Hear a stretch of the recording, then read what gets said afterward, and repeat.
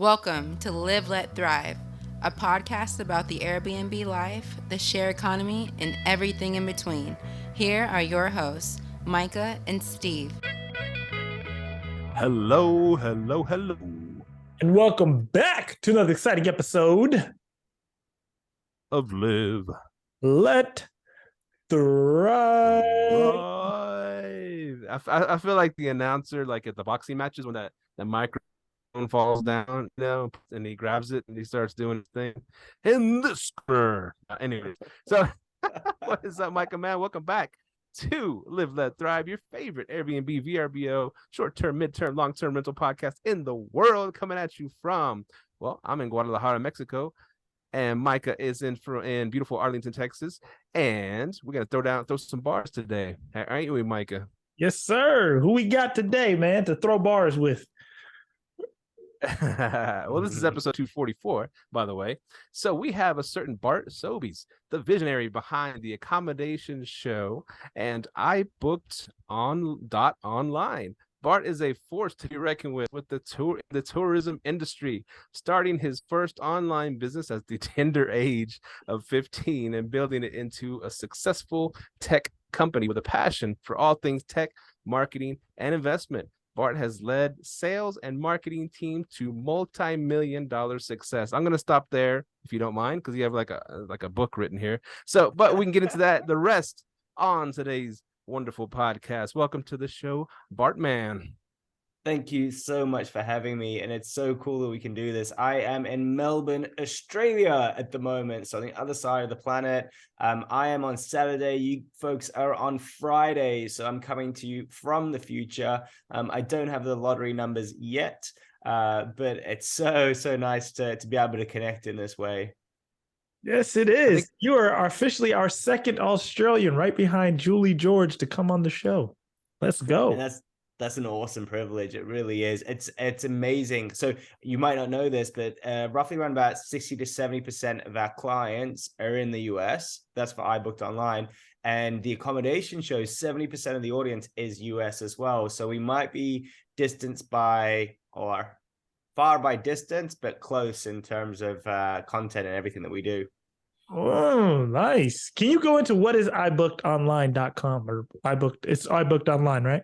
It's iBooked.online. So we are a website company. We develop websites for direct bookings. And our philosophy is to really understand the guest. So understand the journey that a guest takes when they visit your website, to make sure that if they get to your website, we're going to get them through to the checkout and actually make a booking. So what we do is we look at things like getting rid of blog posts and newsletters and all this stuff and all this junk that people aren't looking for when they're trying to make a booking, and get you directly to checkout. The same way that if a guest was to go onto an OTA, they're not looking at newsletters and blogs and all this other stuff. They're going straight to what they're looking for, and that's to get to checkout. So that's what we do. We work with all sorts of clients, from small short-term rental operators all the way through to boutique hotels, small hotels and that sort of thing. And as I said, roughly around about 70% of our clients are in the US, but we are worldwide as well. So we cover absolutely every single country in the world, as long as there's a banking system. Nice. Okay. So that is cool. So Boostly websites. Do you know Boostly websites? Yes, absolutely. Mark Simpson. Yeah, so we have our own. I think you're asking about those kind of websites. We have our own platform that we've built. We've used sort of similar sort of ideas as Boostly. We're using WordPress as the back end for our systems. But yes, so it's all WordPress, but then we've got our own secret sauce that we put on top. So I had a quick question, because we met because you were running a AI webinar Challenge. Yeah, so what AI challenge? Can you, I know this is what everyone wants to know, and this is the biggest thing. How are you using ChatGPT in your business, in your short-term rental business? Yeah, look, so I'll tell you the story of how this all came to be. So ChatGPT and AI has been around for forever. Okay. If you've ever used Microsoft Word and it goes through and it says, hey, we think that this word is incorrect, you've already been using some sort of version of AI back a long time ago. And all that's happened is that OpenAI have created a GUI or a front end to it. So now it's usable for everybody, right? So there's this robot, it does all this cool stuff. And now you can start to interact with this tool and start to talk about it. So back in November, I started reading articles in the press. I was like, oh, okay, there's this new tool called ChatGPT. I'm like, oh, I should probably check it out. It didn't take me until December. And in December, I'm like, oh, let's have a look at it. And I remember jumping on and then just starting to talk to it and asking it questions, and it was answering stuff. And I'm like, can you please give me 30 reasons why someone should book direct or use a book direct website? And it gave me 30 reasons why people should get a book direct website. So I'm like, oh my God, it's actually working. It's actually doing this stuff.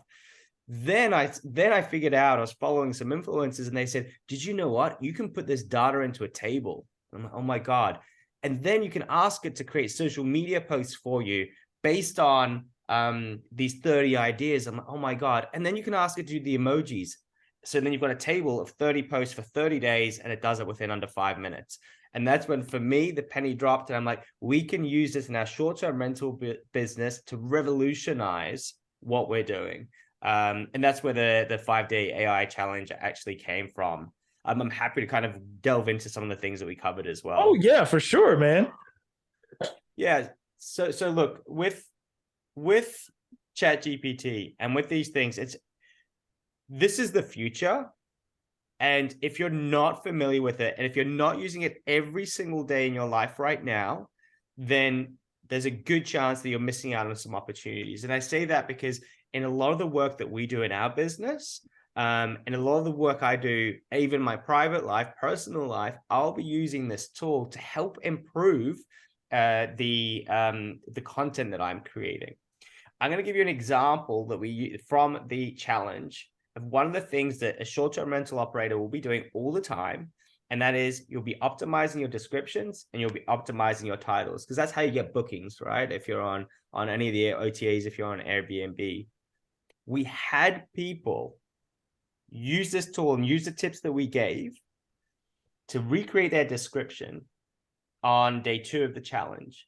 They came back the following day and they're like, Bart, overnight, I got 3 new bookings based on using ChatGPT and based on the changes that we made. Now, I don't know if it was because of that. I mean, it might have just been a coincidence, but we actually had 2 or 3 people come back and say, wow, it's actually making a measurable difference to my business just because of this tool. I did it as well. I did I used the ChatGPT to create a description and to create a title, and it worked pretty quickly. It's amazing the things that you can tell it to do about your property, and it'll spit it back out. It's crazy. Now, have you learned to use any other AI, like such as giving ChatGPT or like saying, hey, describe this picture? Like, I know that those AIs are out there as well. Have you started implementing those? Yeah. So one thing that I encourage people, and this is, so I work with lots of students and I'm teaching them about ChatGPT and AI and that sort of thing. A lot of the tools that were developed in the past, that you might have been using in the past, would have been based on the OpenAI technology. So it's exactly the same thing. And all these companies have done is they've just found ways to plug into this OpenAI tool and then create a new front end. So that means that when you're using it, it just feels a bit different. You can ask it different questions. It's got a few prompts already in there for you, and it's kind of curated it for you already. But it's using the same technology stack. Now, there's not that many companies that have released open APIs to their technology, their AI technology. So most of the time, you're probably always going to be using OpenAI. But to answer your question, using it for imagery is incredibly important, and it's something that's going to change. When you're doing your descriptions of your pictures of your property, you can start to upload those. Now, ChatGPT-4 has just come out, and they're going to be doing that. They're going to be letting you upload pictures, and then it'll analyze the pictures. Now, one thing that I saw it do is they got a scribble, right? A doodle of a website. And they said, what I want the website to do is to tell a knock-knock joke. So in the title, it says, knock, knock. And then you press a button, it says, who's there? and then it gives you the second prompt and then the final joke at the end. So they just did a doodle of it, uploaded the picture, and then said, hey, create a website for me based on that doodle. And it went through and created a website that works, that tells people knock jokes based on the technology. It's just insane. So, Wow. Jeez. yeah, like that. And that's just the beginning. And when we talk about these tools, it's exponential, right? Because now Google are developing their own one. Facebook, Meta, is starting to use this technology in its chat. And they're going to push really hard and really fast. And you know how we were talking about, the metaverse and the meta world and all this sort of stuff. It was going to be the next big thing. Everyone invested heavy in it. And nothing's really happened. This one's different. This one is in my opinion, the new Bitcoin, the new everything. It's going to change everything for good. Well, hopefully for good, but forever. So you got to get on it. You got to learn it. And you'll find that you can do things way faster. Wow. That is awesome. Yeah, I'm all for the AI, and hopefully, and I found a few ways to use it, but have you thought about using it for like guest messaging and how you would go about doing that? Yeah. Look, in the kind of business that we run in short-term rentals, quite often we've got different teams doing different functions, right? And quite often, especially when we're in the smaller side, one of the first hires will be some sort of a VA to help manage all the messages coming in, to help manage, putting on new properties and that sort of thing. And generally when we're using VAs, they'll be abroad, and English might not be their first language. So you can, the number one thing you've got to do is train your staff. Is what I'm trying to say. Train your staff in using it. It doesn't matter if they speak perfect English or their English isn't so great, but when you're responding to customers, then you're going to get a better response. And the key with these tools is to iterate. So when you get the response, it might not be perfect, and then you might say, well, that tone, it's not quite right. I need it to be a bit more formal, or I need it to be a bit less formal, because I actually find that ChatGPT at the moment is making everything quite formal. And you want it to be a bit more casual, because, iBooked.online is quite a casual business. So we're responding to a client, we want it to be more casual. But the satisfaction level of our customers is measurable. Our NPN score has actually gone up because NPS score, because of this tool. Now, let me give you 2 tips. You're talking about responding to customers. One of the things we generally don't get right is responding to reviews, because after you respond to the 5th or the 10th review, what do you write? You don't even really know these people, and you've got to write a review. You don't know what to write. Use it to respond to reviews. The better part of it is responding to negative reviews, because the problem with the negative review is that as a human being, you get emotional, right? They're attacking your business. They're not happy with something. And so your ego comes out. You're like, no, that person's wrong. Everything was perfect. How could they say that? And you start to respond from that point of view. The robot will not do that. It doesn't care. It's just going to create the best response possible and have a bit more empathy potentially for the person that's had a negative experience. So you can get a lot more done. It's amazing what can actually achieve in terms of the negative things. If you've got any kind of confrontation or conflict, I find that it really helps, because I'm not great at resolving conflict. So this tool helps me a lot. I love it. I've used it for negative reviews as well, and that is a great way to use it. And responding to things that aren't necessarily in your favor, it does give a lot of hints to do it, and hints on what to say, and it especially on conflict, it definitely does that. So one thing that we had is like your funnel for your website for iBooked.online. Is it you build a website for someone, or are you the middleman and they come to our website, or how does it work? So we build websites. So the full website, it's got your logo, your brand, everything that speaks to you. Now we're actually using a lot more ChatGPT to help people with their descriptions and help optimize everything there. But the main thing with what we do is we make sure that we understand who we're working with and how many properties they have and where those properties are located, and what the experience is going to be like for the guest. So we do a lot of thinking about the avatar. So who's actually going to book, and what their journey is going to be through there. Now, one of the other things that we looked at with this tool was creating guidebooks and blog posts and that sort of thing, and articles, and you can personalize it to your guest. So in the training, one of the things we did is we showed how to create an experience, right? We're selling experiences. We're not selling accommodation. And we want to talk to people in such a way so that they can imagine themselves having that experience. What is it going to be like when I get there? And that's the biggest question. What is it going to be like? I've never been to this place before. I don't know what the place is like, but I also might not have been to the area before. So what you can do is you can say, well, I know that most people that travel to see us on a weekend are couples coming to a city for romance, right? To get away, that sort of thing. So we're going to prompt ChatGPT and say, hey, can you write what the perfect experience would be in LA? And for a couple, they're coming for the weekend. They're staying in my Airbnb or my short-term rental. And we've got a king-size bed in a spa or a jacuzzi, and we've got high-speed Wi-Fi, right?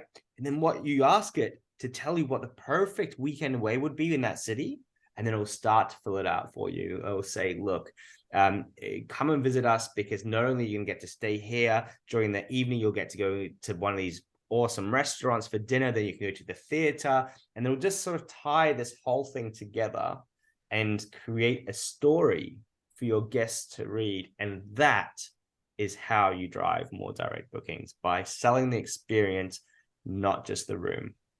I love that. Did that answer your question, Steve?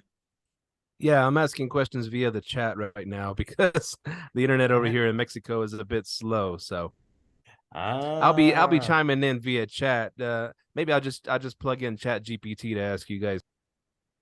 You muted yourself, but you were coming in good. I think it's with your camera off. You're doing good. Yeah. So with your websites, like right now, like are you guys integrated with like the major OTAs, not the major OTAs, but like the PMPs, PMS. the PMSs, or well, PMPs, whatever they want to call themselves now, due to political reasons. But yeah. I actually didn't know that there'd been a change in there to PMP. What's the last P for? Property management platform. Platform. Property management system just doesn't cut it anymore. Yeah. Oh, I love it. Like it shuts down once a month. What can you do? So my background isn't from working with in this space. I mean, I had Airbnbs, 5-10 years ago, and I've got a few properties now, but it's not the core of my business. My core is kind of teaching you guys about marketing and websites and that sort of thing. But when I came in, I had no idea what a PMS was, and I found it quite alarming. So it's good to hear that they've addressed that. Do we integrate with PMS systems? So we're PMS agnostic. So or PMP agnostic, so it doesn't matter which one you're on, we'll find a way to work with you. Some of them we integrate with in terms of calendar syncing. Some of them we use their booking widget. It just depends on what you have already. One of the things we don't try to do is try to dislodge you from your PMS right now, because generally that can create a lot of heartache to try to move somewhere and try to start again and start afresh. So we'll find out what you're working with and then kind of plug it all together from there. Awesome. Mr. Bart, are you there? Yes. Okay. So, and your years of knowledge and experience in this, and at the cutting edge of ChatGPT, which so many people are excited about. So, what does, I mean, go old school with it a little bit. What does a guest, someone look, okay, I want to go, like you mentioned, LA. I want to go to LA. I'm gonna go Google. Okay, I'm gonna try to look for a place in LA. I've always done like kayak kind of thing. If I'm not gonna go to Airbnb, or if I'm not gonna go to VRBO, whatever, I like it how it all puts it all one spot, and I can choose a cool place. But of course, hotels have never been good about giving us descriptions about what to do when we get there. Right? We just get a bunch of pictures of their pool, their sauna, all that crap they have. Airbnbers are a little bit better, a little more descriptive, And now with can be a little bit, but like Boris, what have you discovered to get someone that's looking on Google or looking whatever at any particular city, Cleveland, Ohio, or New York City, or whatever, Philadelphia? What gets them from just looking at some spots, seeing your place, to actually booking the place? I love this question. It's awesome because you know what you've said is like incredibly difficult. Even the hotels struggled to get direct bookings when the OTAs popped up. Do you remember the airlines back in the day? Like the airlines weren't getting any bookings direct. They were all done through the OTAs. And the airlines are sitting there, what do we do? How do we get people to book on our website? Same thing happened with the hotels. But now all the big hotel chains, they've created great loyalty programs, right? They've created brand recognition. So from a guest point of view, they're like, oh, cool, I'm going to go and book with that brand. And I'm going to be loyal to that brand because they've got good rewards and good programs and that sort of thing. So then if you're a smaller host, how could you possibly compete against, the OTAs and these Goliaths? And it's about being a little bit clever, because one of the things that you said just there is people use Google, and a lot less people are using Google than before, in using it in the way that they used to use it to find a hotel and to find things, because they will go directly to Kayak or Airbnb. That's why Airbnb, if you look at their marketing budget and what they've done, they're managing to adjust things because their brand is so strong. So they don't have to do the same level of investment in marketing Google search as what Booking.com does. So you as a host, what can you do to get that engagement? And it is to reach out to your target audience on the platforms that they're using. If you're targeting an older demographic, a retiree demographic, then you want to be active on Facebook, and you want to be active on there and creating a very strong social media presence. Same thing if you're targeting a younger generation. You want an incredibly strong presence on Instagram and TikTok, because that's where they're constantly looking. You're constantly coming up on their reels and their feeds. And when it comes to booking, then they're going to go, oh, cool, I know that brand. Oh, yeah, and I've got some sort of a discount or some sort of a reward by Booking Direct. So if you're trying to capture people that are in that dreaming phase of their perfect trip, you have to start really early in the funnel and be one of the places that gets known for providing whatever it is. Same as if you're targeting business travelers or traveling nurses and doctors and healthcare workers. You can create a brand that targets that particular group of people, but you have to be specific about that niche. And then you can get through to that. To finish off the question, you said, how does ChatGPT come into all of this? ChatGPT comes into it because all it is, it's a tool to communicate more effectively, right? It's a tool to be able to get your message across to someone more succinctly, with more information and more data, so you can get some information through to them. So what it will do is it will communicate more effectively on your social media posts and at speed. So you can do a lot more, a lot faster, and you can create 10 times the volume of posts that are really great, that communicate really well. You can get in front of your guests. Did that answer your question? Yeah, man, that was really cool. Let me ask Micah real quick. Micah, what do you look for when you start trying to plan a vacation? Where do you go? Do you go to Google? Do you go to Kayak? What do you do when you start trying to plan a trip? I use reward points, so I don't use none of that. I go to chase.com. But no, honestly, we planned it out first where we're going to go. Like, I'm going to tell you the last family vacation we went on, right? We went to Disney World. So I was like, okay, let me see what are the best. And we were traveling as a group. So one of the first things I do is I only use Airbnb if I'm traveling as a group. If it's just me and my wife, we'll barely use it because we can just use reward points and go to a 5-star hotel, stay for free. So I went straight to Airbnb, and then I booked everything else through my Chase Rewards program. And that kind of goes back into what you said earlier about loyalty programs, right? So what are some loyalty programs that people can input? Well, Steve, does that answer your question? You're still answering it. Yeah. So then that kind of goes back into the loyalty side. what loyalty programs can small business owners, people who are getting into the direct booking space, offer to potential guests for them to come back, or for them to want to, hey, I want to join that loyalty program? Yeah. Look, I think there's always two things that you're looking at when you're doing that. Is that one is you're doing it for the loyalty program, but Mike, have you ever had like a really terrible experience when you've booked one of these hotels with your loyalty points? Not really. No. Right. So that's the two parts of the equation, right? Mm-hmm. So all good and well having a loyalty program, but also you're not loyal to just the points, you're loyal to the brand and to the experience that you're going to have. Right? You know what it's going to be like when you get there. And the reason why you book it, because it's hassle-free, because you know they're going to look after your kids, or you know that there's going to be a high chair, or you know that they're, you know, all the things, you just know it's going to be sorted out and looked after. So as a property manager, that's rule number one, is you have to meet the client's expectations. That's how you build loyalty. It's by delivering them an exceptional experience, and then they will come back to you. Okay, so if they're coming for a holiday, if you're in a holiday destination, then they'll come back to you because, like, all right, cool, I could book wherever, I could go on Airbnb, I can go on all these platforms and take a bit of a risk, or I can stay with this particular person because I really like them, they provide a great experience. What other properties do they have? In the step between that first visit, so getting that person for the first visit can be the hardest part, that initial customer acquisition, because everyone's trying to do it at the same time. And big companies will just completely outspend you in terms of marketing to get people out there. So you can go a little bit more niche and then find the people that are looking for you. And then afterwards, it's all about just keeping in constant communication with those guests.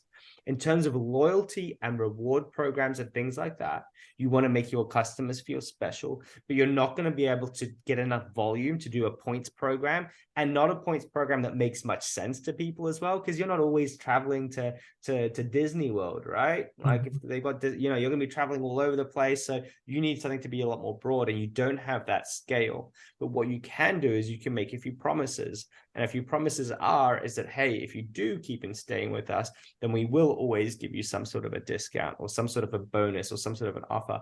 By the way, one of the best things that you can do is, rather than give things away, it's better off to add value. So if you stay with us, we'll give you an extra night free, or we'll give you the late checkout, or we'll give you the happy hour at the bar, or we'll give you a voucher to a restaurant, or whatever it is. That builds far better loyalty because it leaves a memory. We don't remember the discounts. We remember the experience. So we're just trying to improve the experience through that loyalty. And that's kind of one of the best ways to do it. And then the other part of it as well, in terms of loyalty and all that sort of stuff, it's all about the one thing that a lot of these chains aren't doing very well at the moment is creating a really great guest journey. So from that moment that someone books all the way through to check in and stay, you know, the emails, the SMSs, the excitement, all that kind of stuff, they're not really there just yet. And that's something that as a small business owner, you can personalize, you can understand your guests and deliver a better quality experience. And that's how you get them to book and rebook and refer their friends and family. I love what you said there, because it's been coming up a lot on our show with people dropping in saying, don't just give them a discount, 10%, 15%, whatever it is, give them something of value. And so when, I mean, has that always been the case? Is there like a big shift going on to people? We just like, is it psychological? We just like getting the, oh, cool, a perk. We like perks over actual having to do math, and 15% off of $300. What's that? You know, I mean, what do you think contributes? Yeah, look, the one thing to note, so getting a good deal is important. Okay, you don't want to be going to a Book Direct website and paying more. So having sort of an indication on your website that they're going to get the best price by booking direct is important. It doesn't have to be by much, right? It can be $5 or $10 less. They're still getting the best deal, the best price, right? So that's one part of it. The other part of it, if you're ever going to offer a discount, especially in the space that we are, the difference of the 15% is generally not really that much to sway you and motivate you. So you go, 15%, and then people don't know what 15% really means because you have to do up the math. And okay, on that booking, it's 10 of 1,500, no, or 15% of 1,500, and then people get lost in the math, right? And it's $225. But if you said you're going to get $100 off, then people think, it's cash, $100. That's amazing. So whenever you're doing a discount, use the number, don't use the percentage, because the percentage never sounds as good as the actual number. If you actually look at when we do specials for our programs, we never ever do a percentage discount. We just go $500 off, and people are like, wow, I saved $500. So that's that part. And what are people's expectations, and have they changed? Look, you're talking to different. When we talk about direct bookings, there's different reasons why people will book direct. And we did research on this about 1.5 years ago, where we surveyed roughly about 100 different people that had booked direct. And we said, why did you book direct? Why did you choose to use iBooked.online websites to book direct? And they turned around and said, well, one was to support the owner, right? We want to support local. We want to support the owner. We like them, that sort of thing. And then the second reason why they booked direct, and this one kind of really took us aback, was because they couldn't find the answer to their specific need or their specific question on an OTA. I'm coming to get married. I'm coming to propose. I've got a child. I've got 2 children. I've got 3 children. I need a high chair. I need to make sure that there's a microwave in the property. Do you guys have a microwave, or you don't have a microwave? They need to be able to get in touch. And right now on an OTA, it's an ineffective way to communicate, because you don't know when the response is going to come, and you don't have time to sit around all day going, I want this property, blah. I just need the answer to my question. I'll call up, find out the answer, and then I'll keep it going about my day. So right now, that is one of the main reasons and the main opportunities. Someone calls up, hey, do you want to get it? Let me book that in for you right now before someone else books it. Yeah, cool. And I'll give you a discount or whatever. You know what? You said one. I never thought just telling them the amount. That's a great idea. I'm going to start doing that one. Instead of saying 10% off, hey, you get $300 off. That's way better. Sounds better. People understand it. It's quick to the point. They don't have to do the math.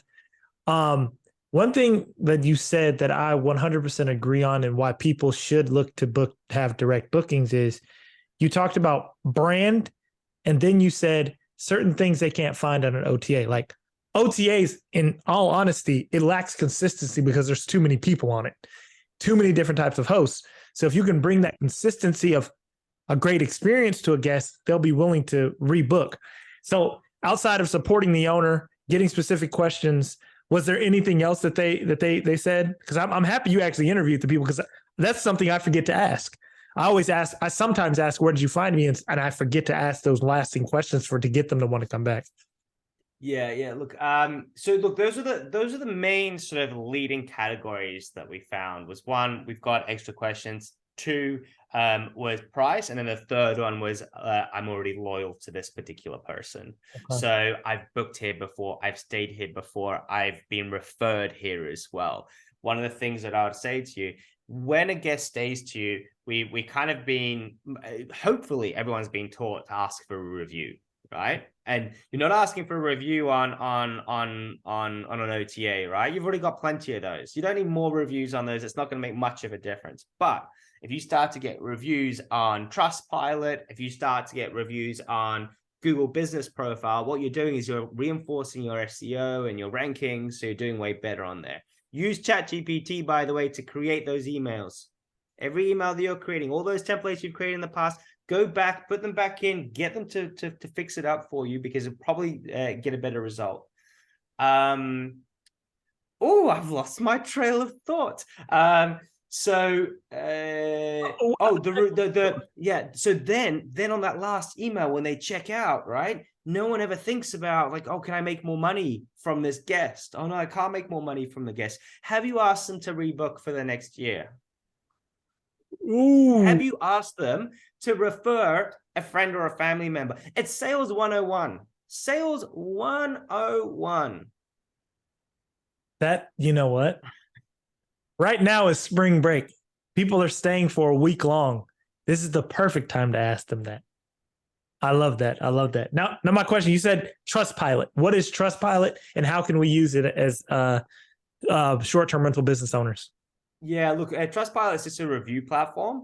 It would be more of your company and your business rather than a stay itself, right? But if you've got a property management business that you've built up and you want to get those reviews, oh, my Google's going off. If you want to get those reviews, then you would use Trustpilot to have more places of trust leading back into your business. Okay, people read reviews. People right now know as well, if they're looking just on an OTA, those reviews. I went over to Vegas, right, to try to go to the VRMA conference last year. I spent hours on all the OTAs trying to figure out which hotel to stay in because I had no idea. And the reviews were not giving me any indication as to what I was going to get. And the hotel I ended up in, I absolutely hated it. I had to check out within the next day. Nothing was available. And I was just scrambling to find somewhere else. I paid twice, right? They wouldn't refund me. I'm like, I don't care. Get me out of here. And all the reviews, 4.5 out of 5. I'm like, what's going on? Like, who are these people? Why are these reviews inaccurate? So, and other people are having this experience as well. I'm sure of it. So you want to have more sources of reviews and of truth going on. So that if you are a smaller business, if someone Googles you, then they go, oh, okay, cool. Oh, they've got good reviews here and here and here and here, and it all matches up. Love that. Yeah. So Trustpilot is just another review platform, if that makes sense. A bit more independent. Okay. Now, go ahead, Steve. Oh, just real quick on the rewards program kind of deal. To touch on it real quickly. I know what you and you just said it like in passing about a bad rewards program.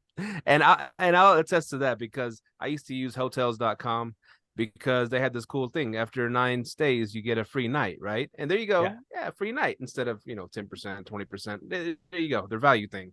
I thought that was the coolest shit ever. That was way long ago before I was heavy into Airbnb. And then one time I stayed at this hotel for like 6 or 7 nights.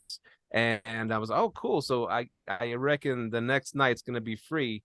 And I went to where you can see how many nights you've accumulated to get that free 10th night. And I accumulated like 1 night. And I called them. I said, what's going on here? I've been here for like 7 nights. And they're like, oh, that's per stay. That's not per, it's per hotel. That's not per day that you stay I was like, wait a minute. Yeah. So, I mean, that pissed me off so much. Because it's not, I'm sure it's in the fine print on page 3073 or something, but that pissed me off so much I stopped using them and their reward. I said they could shove up their reward program up their ass. I didn't want to use them anymore. So I know what you mean by saying you do the wrong kind of rewards program, you're going to get the wrong kind of results.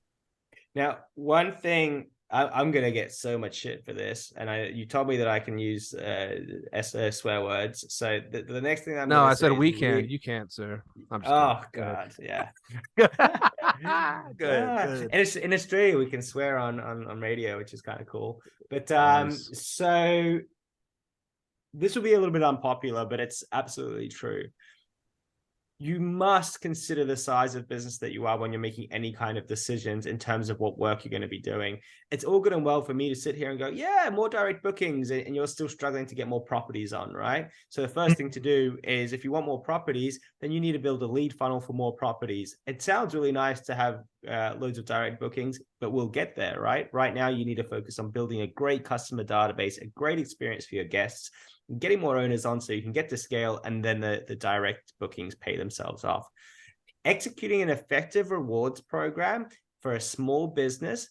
I've been doing this for 15 years, right? I've been working on loyalty programs with hairdressers to restaurants. I was there on the phone calling restaurants before there was anything like online ordering. And I was like, hey, you need an online ordering website. They would slam down the phone and say, online ordering, no one wants to order online. I mean, that's how long ago I started this. If you are small, to create an effective loyalty program, it's going to take you so much time and so much effort and so much communication, because you can create the program, but you have to let people know that it exists. Right? And then get them excited about it and all that kind of stuff. Don't really bother. What you want to do is you don't create a loyalty program, Find ways to make people feel special. Feel special is the operative part here, because the OTAs can't do it. They don't know the people well enough. They're a big corporation. You are an individual host. You can make them feel special, and that's how you build the loyalty. And then in terms of the rewards, you can do something super simple. Keep it simple so that people can understand what it is that thing is. If you come and stay with us, because you've stayed with us twice, we'll give you a third night free every single time as long as it's available. That costs you nothing as a business. So those kind of things, just keep it super simple. So it's understandable for everyone, and don't worry about points and stuff. It's just like I've got so many loyalty cards, like the cinemas and stuff, and I've got no idea how many points. They keep on expiring, and they're way bigger than most small operators. Now you said something there that you said, if you can't pick up additional properties, you shouldn't be worrying about direct bookings. That is huge, and I agree. And I want you to kind of go further into that.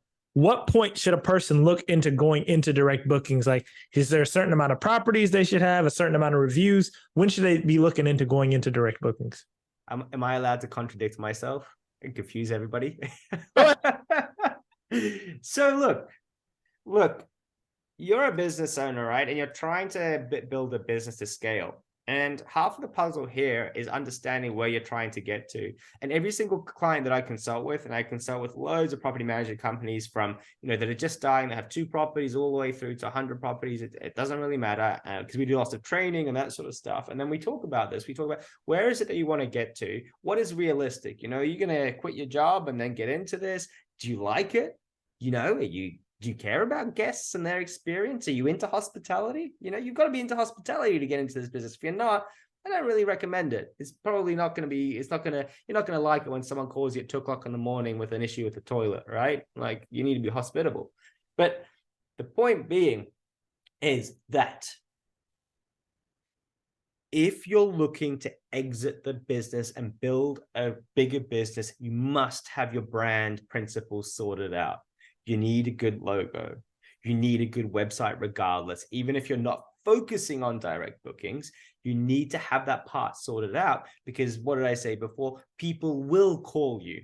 Inadvertently, they always will call you as long as you've got a number, but you need to have a way for them to find you, and you're going to pick up extra bookings regardless. So it's something you can put into the start of your journey, but you just don't need to overcomplicate it, is what I'm saying. So then you don't need to do, you can do basic SEO. You don't need to do advanced SEO. You don't do Google AdWords. You don't do Facebook marketing and stuff. It's not going to make much of a difference until you get to a certain scale. The other tip that I'll give you on the back of this, it's always 2 websites. It's not 1 website. 1 website that targets your owners, 1 website that targets your guests. Always. You can have it as subdomains or whatever, but always 2 websites. Otherwise, for a guest that's looking to book accommodation, you're telling them about profitability of short-term rentals and your management and fees and all this stuff. The guest doesn't care about that. The guest wants to know about the properties. And the same way as someone that's an investor or has properties, they don't want to hear about, the stays and stuff like that. You brought up a lot in that quick snippet. You've said something that really stood out. You said SEO. Yes. How do you guys handle SEO? Like, let's say, hey, I want my business to rank higher on Google. Or if someone's looking for an Airbnb in Washington, I want to be able to pop up. How do you guys handle that? Yeah. So with the advent, so we're going to go back to the AI stuff, because the biggest problem that we have is we don't have enough time. And if you're anything like me, you've got a list of 100 different things that you'd like to do, but we don't do them. We don't execute them. We don't go back and rewrite the blog or rewrite something that you need to rewrite, or guest welcome emails. I'll look at that later on. SEO is one of those things where it's on the list, but most of the time people don't touch it, because 1, they need to educate themselves on it. Then they need to figure out what they're going to do, what their competitors are doing, and then create a strategy and then implement that strategy. With ChatGPT, you're going to do 2 things. 1, right now, you're going to go and look at your meta descriptions and the titles of your website, and you're going to ask ChatGPT to improve them. But you're also going to target your avatar. You're not going to do just generic, hey, this place, we are blah, blah, blah, property management agency, and we've got really great places to stay. You're not going to do that. It's not going to work. It's not going to do anything because everybody else is doing exactly the same thing. So you're going to target your avatar. Perfect place to stay for pets for spring break. Cool. Awesome. Now we've got a long tail keyword chain that we're going to put in there. We're going to target that, and then we're going to start to drive some traffic. We're not trying to get all the traffic from the internet. We're just trying to target those people. So what you'll do is you'll go through and you'll do your titles, your meta descriptions, and then also, depending on when you're listening to this, you'll also use it to do your image descriptions, because you'll also give a bit more context around your images rather than, hey, this is a kitchen. I would say this is the perfect place to prepare a romantic dinner, right? Which is way better. So then you'll get all of that sort of done. And then if we go even more advanced, and if we've got time, I'd like to talk to you about it. But you're going to put together some articles about your local area that appeal to your avatar. And you can use a tool like ChatGPT to do it. And that's where it gets really exciting, because you can do a lot of cool stuff. Can you explain what a meta tag is? What a meta tag is? Because I think people. I lost them on that. Yeah, no, absolutely. So meta tags are basically what Google or Bing or the search engines use to understand what your website is all about. So generally, nowadays it's back in the day. So at the sort of foundation of the internet, Google wouldn't know what a website is about. It would just be a page of text and data. They didn't have robots that could read it all and kind of figure out what's on there. It would just be, they'll read the title and go, well, we think this article is about AI. We think this article is about the president. We think this article is about whatever subject matter. And you'd have to tell it this article is about. And you do that through the title, and you do it through the meta descriptions. The meta description is just a longer version explaining what the web page is all about, which a human being doesn't see when they look at a website, but the robots in the background can see what it's about. Nowadays, it's not as relevant as it was 10 years ago, but it still is relevant because you can give the robot a bit more context as to what's going on in your web page. So what you want to do is when you get this description, you want to put words in there that are going to be relevant to the audience that's looking to stay with you. Because then it's someone's typing in going, I need the perfect place to stay in LA for me and my kids. Then you want to come up because that's what you cater towards. That's awesome. So yeah, that is awesome. So many cool things here, man. And we always jump around.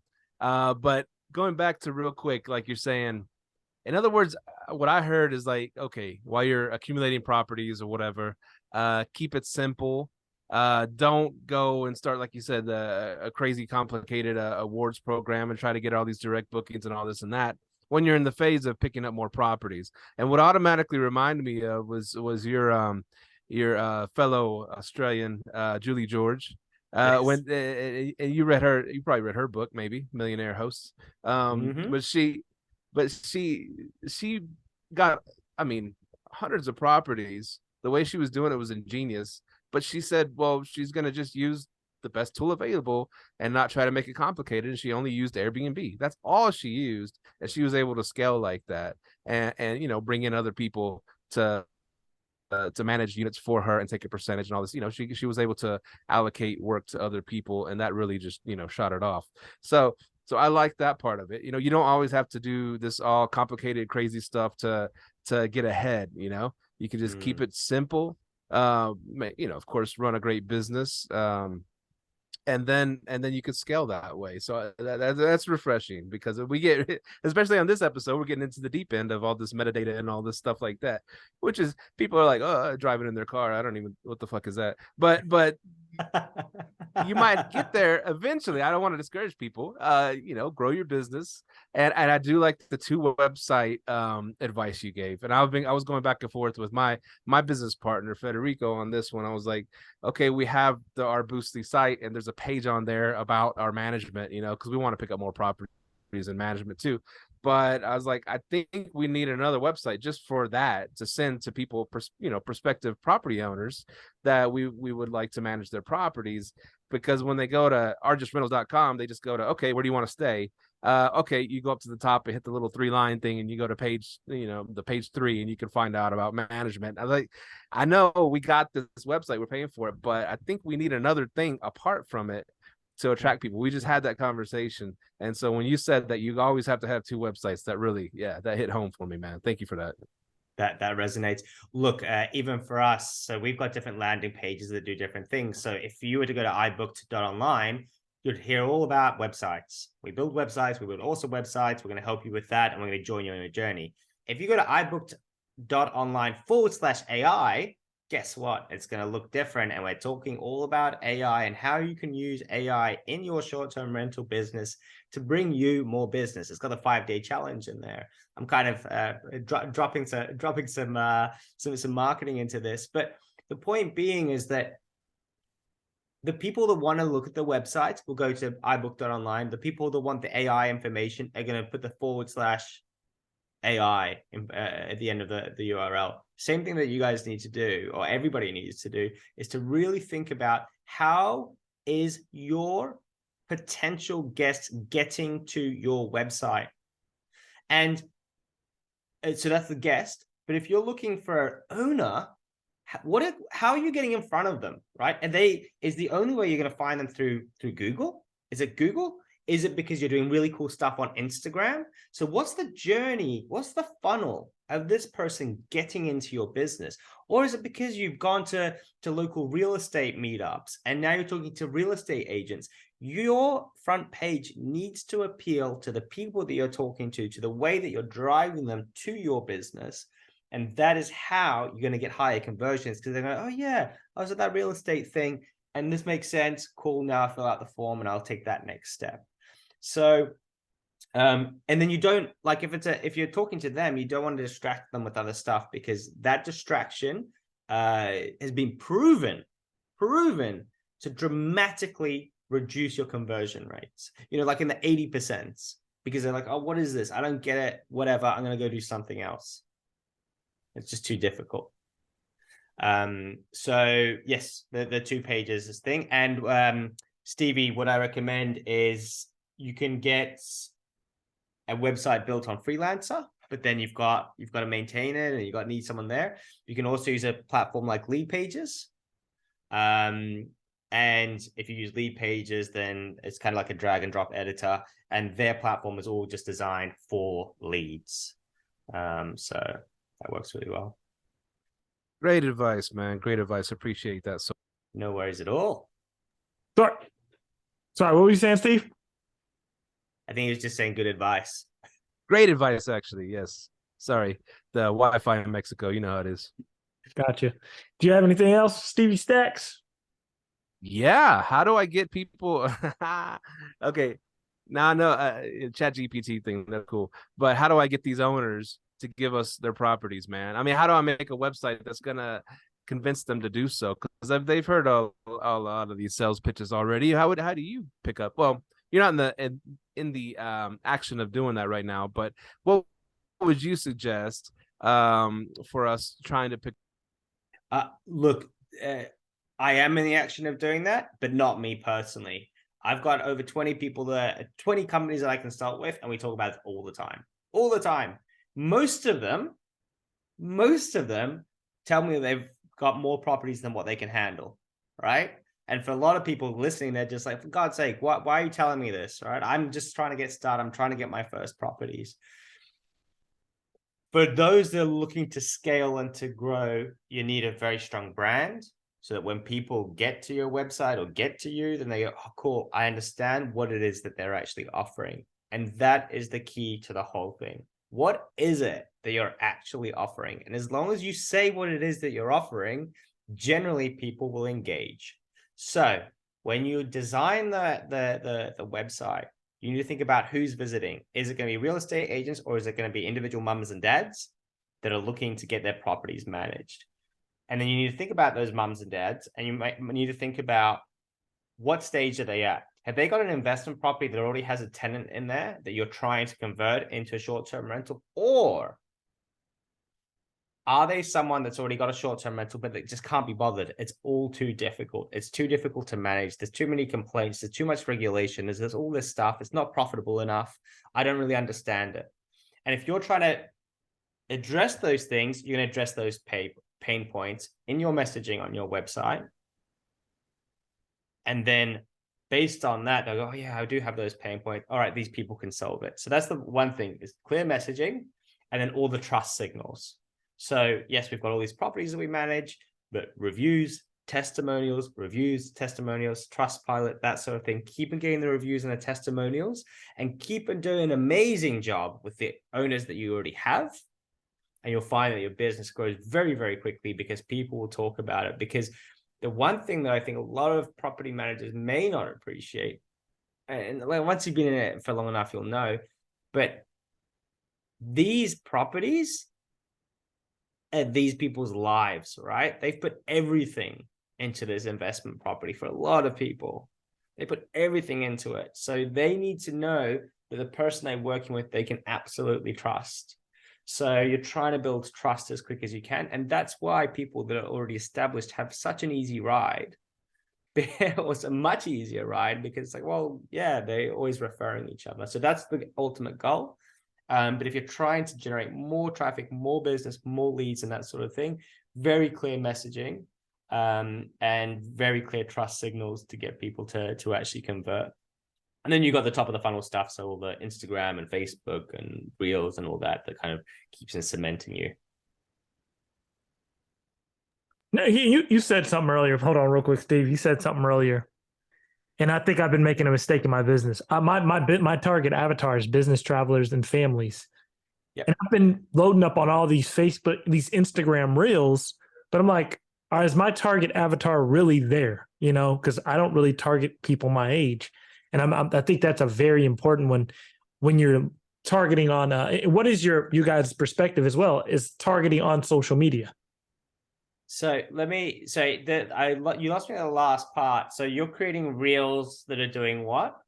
My reels basically advertise our property. Basically, it's what it does. And we kind of like in the description tell them, hey, this is a great place for traveling nurses, etc. And then like on our really big houses that are targeted to families, we tell them it's targeted for families. But on reels, we're like, now that you said if you're targeting the older crowd, you need to be on Facebook. I'm like, well, these reels are on Instagram. I'm like, is it really worth the time? Let me, I'm going to do two things here. So not to divert audience away from you guys, but we just actually did a 3-part series that's come out on Instagram. So that's kind of going through all this stuff. It's with a really cool guy called Paul Anderson, the social media hotelier. You guys should have him on. He's amazing. He's really good. He knows his stuff. But it's something we're dealing with all the time. Micah, the one thing that I would ask you, just if we're talking about Instagram and you're advertising your properties, are you also advertising all the wonderful things there are to do in the local area for a family? Yes, we've created guidebooks and then we also create reels behind it. Yeah, okay. So that's one of the key things, right? Is that you're trying to sell the experience, you're not trying to sell the property. That's what everybody does. They get the property, they do some nice visuals and put the property up. That's okay, right? Who's got time to look through your 30 properties on Reels to then make a booking? That's not the process. On Instagram, you're getting people believing in it, knowing that you've got nice properties. Of course, the product has to be in there, but you're selling the experience of what it's going to be like as a business traveler, right? What are they going to be doing in the local area? What are they going to restaurants afterwards? Are they getting an airport pickup? What are their needs? What are their requirements? Are you showing that they can iron their shirts because you've got an ironing board and all that kind of stuff? So you're targeting your demographic and your avatar. If you're using Facebook as well, so Facebook, yes, you would use that to target an older demographic and older generation, but you've got to be careful. You've got to really understand why they're traveling. You know, are they retirees? That are coming just to visit, but you keep it really narrow. Don't go on too many platforms. Don't do too much. Just keep into your lanes because otherwise it gets super confusing, because you can't do retirees and young families traveling together. It just doesn't make sense, even though they both could stay there, right? Figure out who that ideal guest is and then focus on them. I love that. Sell the experience, not the property. And this reminds me, I don't know if Steve remembers, we have these Rio Frio. Yes, that's what they do. They sell the experience, not the property. That is, yeah, in between. Let's talk about the airlines, because the airlines are just such a clear example. When's the last time that you've seen an advert of airplanes? You're right. You don't see the airplane. You see the experience getting on and off the airplane, and the nice stewards and stewardesses, and they're getting there. They're getting to the destination. Who cares about the airplane, right? Hugging the grandchild when you get off the plane, all that stuff. Yeah. Just like, you flew on American Airlines. I mean, they shove these Bonvoy commercials down our throat once you try to get on their Wi-Fi and watch movies or whatever. And those Bonvoys, you never see the hotels. You never see, I mean, you might see the exterior of a place, but you just see like the grandpa running and the granddaughter picking them up, or someone surfing somewhere, or someone, skydive. You see all these experiences. You don't see, they're not showing you, hey, check out these white linens we use. Hey, we bleached the hell out of them. Yeah. So once again, we're trying to capture emotion, right? That's the whole key to this thing. So we remember the emotions, we remember the feelings, how we felt. We remember how we felt during the terrorist attacks of September the 11th. That feeling, as I'm talking about it, it's there, right? And that is when we're talking about marketing, we're trying to create a feeling, an emotion about our marketing. Now, I'm not trying to associate that terrible event with what you're meant to do, but I'm just trying to accentuate that you can, with really powerful things, you can get really powerful emotions that you can draw back on. And a lot of the marketing and the advertising is targeted around the feeling that you get. Even the big brands of soft drink, they do the same thing. They're trying to get the feeling and the emotion to come out of you, the same as you're traveling. Now, you don't have the budget to be creating these big things, but you can still create a feeling and you can create an emotion. So it's all about communicating, right? So when you're creating reels, it's all video, but use AI to help you and say, I want people to understand what it would feel like to travel here and to have this particular experience. Use that. Pop that onto your OTA listing, pop that onto your website, and you're good to go. Same when you're targeting your owners as well. What would it feel like for an owner to work with you, to have peace of mind of knowing that you're the person who's going to look after their property and their profits and their revenue and everything else?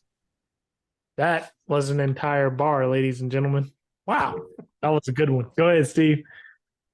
Yeah, one more question. Will ChatGPT destroy the world? Yeah, it's terrifying. It's absolutely terrifying as to what the potential actually is. The analogy that I have is, if you can look at the way that a scam works, and a scam generally is people pretending to be one thing or another, to then get something out of you. That's where it's terrifying for me, because this stuff, it's so real that then you can manipulate it, right? And they're doing that with pictures and things like that. They're talking about, like, politically, they're calling them guardrails. So these sort of boxing it in so that you can kind of stop it getting out and then doing some crazy things. Just to be clear, I'm not an expert on AI. I feel that I'm an expert in marketing short-term rentals, and now I'm probably one of the forethinkers of using AI in our businesses, right? So I don't have enough technical depth to really understand it and to be able to give you a real example. But I've read all of the Asimov books, and it's all about this kind of stuff. I've watched all the movies, and it's pretty terrifying. So will it destroy the world? I don't think so. I doubt it. But does it need to be regulated, and does it need to be looked into seriously? 100%. It can't just go on its own. It's too powerful.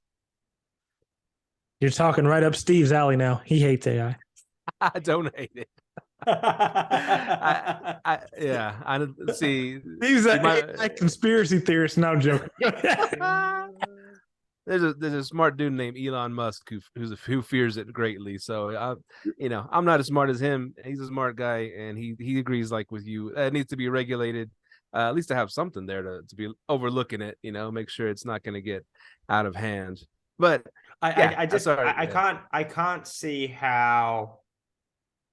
It's that whole thing of being able to impersonate someone else, right? That's the part that really is terrifying, that you won't be able to tell the difference between who's giving you the instruction. Yeah. Was it your boss that told you to do that, or was it the AI that told you to do that? Was it the government that wrote to you, or was it the AI that decided to go rogue and do whatever it's doing, or some sort of thing? So that's where I find that there's a lot of potential for misuse. Because it's getting so powerful so quickly in terms of being really convincing of who it is. I read an article. Okay, here we go.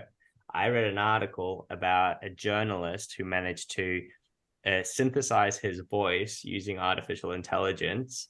And then that voice, he managed to get he got into some organizations that have his data in terms of voice recognition. That's the way that they ID them on the way through, like on the phone. So you call up and they go, "Are you blah, blah?" Yeah, my name is blah. And then it recognizes you and it says, and then you give it the right. So your date of birth, and it knows who you are. Then all of a sudden he was able to get access to some of his government stuff based on voice recognition. And he had spent 5 minutes just programming a bot to do that. So, and that's, look, this is within months, right? This has been building for ages, but it's just been released. So there's a lot of things that we need to push government to do, to look at this stuff.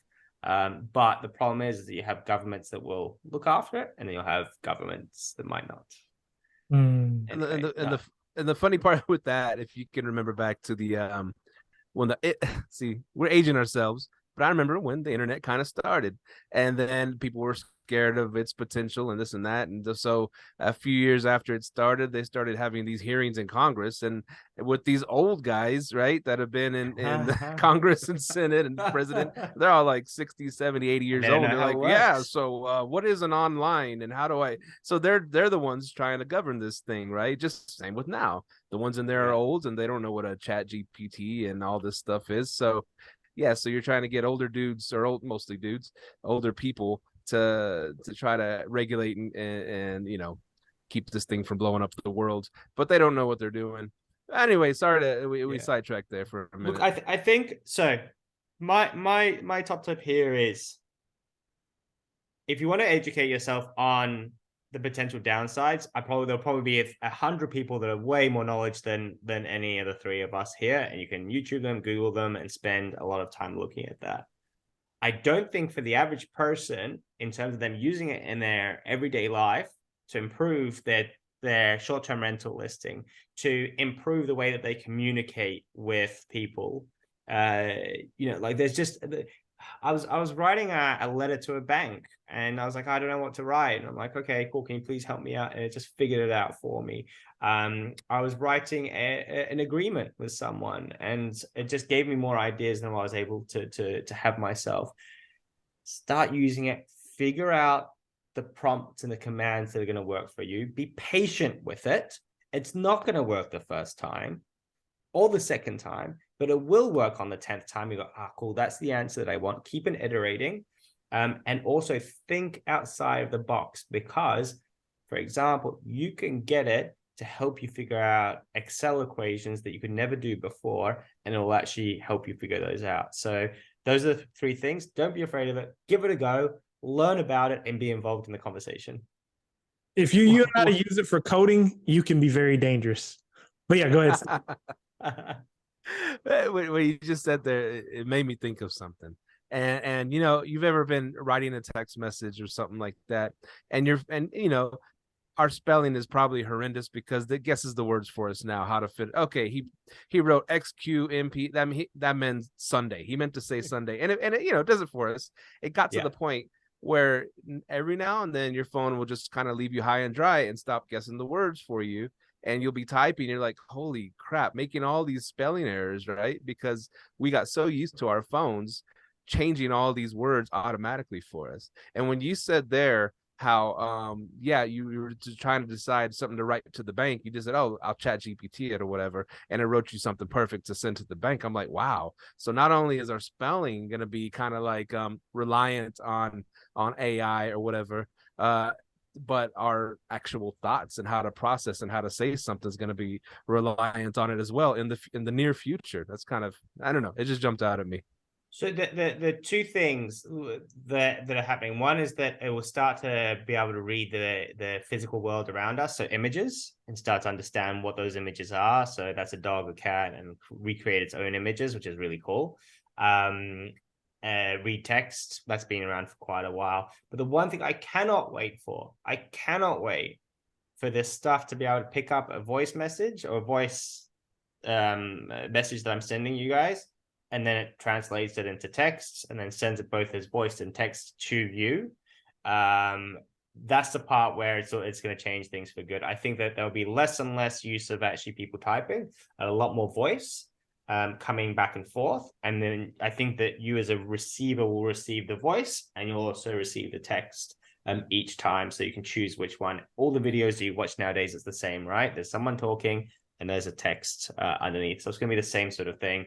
That's how we're going to get our medium. And I can't wait for that to happen, because right now I have to send a lot of messages all the time and I'm just using my voice, but it just doesn't transcribe it for me. So that, let me see, let's say by the end of the year, WhatsApp, here, Facebook, all of them, they'll all have it done. Yeah.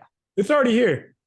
You know, you can connect ChatGPT to Siri. Yeah, but it's what I'm saying is it's not inbuilt yet. I mean, like, doesn't do it. You can do it. I'm saying that they're gonna build it in, so it'll just do it. Just make it massively accessible and just have it built. Ooh, now that's oh yeah, that's wow. Yeah, there might need to be some regulation. Do you have anything else, Steve? Yeah. One more serious question, Bart. Are you single-handedly gonna bring sideburns back? Sideburns. I don't know. I was literally the other day, I was talking to I was about to book myself in for another haircut, so maybe I'll have to figure it out. Keep it going, man. I dig the sideburns. Thank you so much. I appreciate it. And that's all I got, Micah. It's been a great guest, amazing guest. Yeah, you've really blown my mind with not only the AI stuff, but just some of the stuff of your knowledge in the short-term rental space about selling the experience, not the property. I love that. But yeah, where can people find you, and where can they get an iBooked.online website? Yeah, so iBooked.online is the core business. If you want to take part in the 5-day AI challenge, iBooked.online/AI. We've got an awesome pack. It's worth a few $1,000s for a couple of $100. Get on there. You'll get a membership to our programs, to meet all these cool people within our community. I highly recommend it. And it's all backed up by a money back guarantee. So if you don't succeed financially from it, then we'll refund you. Terms and conditions apply, but you get the idea. So those are the two things. I am so accessible. Jump onto Instagram, find me, iBooked.online, send me a message. I will personally respond and be able to help you with different bits and pieces. We've got a Facebook group and the Accommodation Show as well. So look, I don't want to overwhelm people, but jump onto the website, iBooked.online/AI is where you want to be. Got it. See all those values he threw at you, Micah? I didn't hear one percentage in that sentence. Love it. But yeah, thanks for hopping on, Bart. Thank you guys as well. And thank you for the awesome work you're doing for the industry and the time that you're taking to help people out. It makes a big difference. And I like your approach, and you're just opening people's minds. It's really great. So thank you. Yeah. Thank you. Rock on, baby. Rock on. And we look to have you back on in the future. We are. Go ahead. Thank you. All right. No, I was saying indeed. And thanks a lot. Thank you. Bye. All right, Stevie Stacks. We got episode 244 in the books. Yeah, man, that was eye-opening. I love that episode. ChatGPT heavy, which you loved, I'm sure. Oh yeah, and cool. and the keep it simple part, which I loved. Don't try to complicate things too much. Just you can utilize technology to help your business. Don't go crazy with it saying we got to ChatGPT everything, but utilize it in ways that are going to make sense for your business and help it grow. I love that. Facts, man. I loved it. That was a really, really good eye-opening episode. I loved his thoughts on social media, what to actually advertise. Like that was a hit. Like when he said advertise the experience, and then that just immediately reminded me of the in-between Texas. You never see their properties. You see the Frio River, you see all this awesome stuff around it. You never see their properties. That was a good one. Exactly what I thought of when he was saying that, man. Yeah. And they went big time into TikTok doing all that stuff. Yeah. And they're crazy book. Yeah. We need to get them back on, by the way. I think they're having a baby, so we got to get them back on. Sweet. Yeah. Well, cool, man. This was a great episode. Where can people find us, Micah, man? Episode 244 in the books. You can find us at liveletthrive.com. Email us at liveletthrive@gmail.com. Follow us on Instagram, TikTok, all that stuff, where we'll be selling you the experience of Live Let Thrive. Yeah, make sure to follow us, subscribe, leave us a review. And yeah, thank y'all for continuing to listen to us and hit us up. And by the way, we are having a meetup. Well, this episode is going to drop the day before the meetup. So if you're listening now, tomorrow is a meetup. So get your ass over there on the Eventbrite, get your tickets. So see y'all there. And hopefully we get to see y'all and meet y'all. And we are out. Any closing thoughts, Stevie Stacks? We're going to give 17.39% off for tickets for, I'm just kidding. Value. We're giving you value. It's free to go. Food, drink, fun, STR talk, all the stuff you love.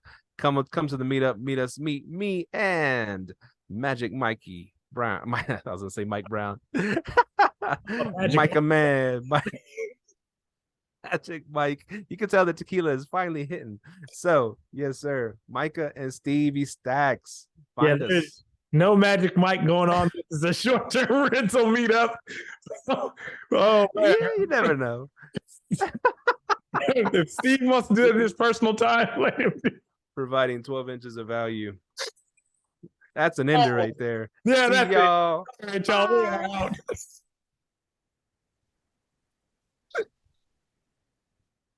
All right, y'all. We're out. Thank you for tuning in to this week's episode of Live, Let, Thrive. Be sure to tune in next week for all the latest in the world of Airbnb and all that entails. Bye-bye.